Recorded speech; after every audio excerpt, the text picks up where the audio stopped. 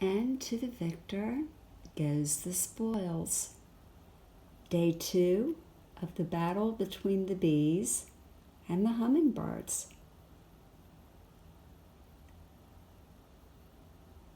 She was not to be denied,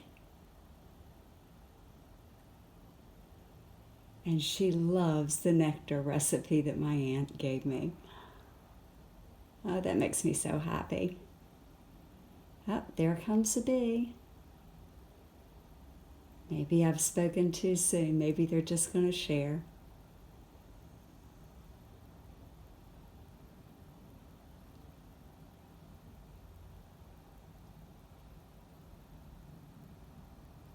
I'm so glad that she loves the little limb that I put out there.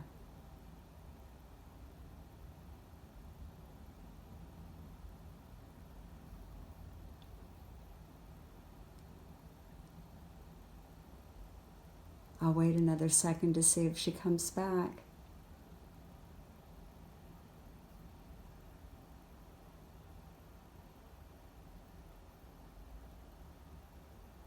Well, it seems nature finds a way to coexist. Maybe one day people will learn the same lessons. Everyone have a great day.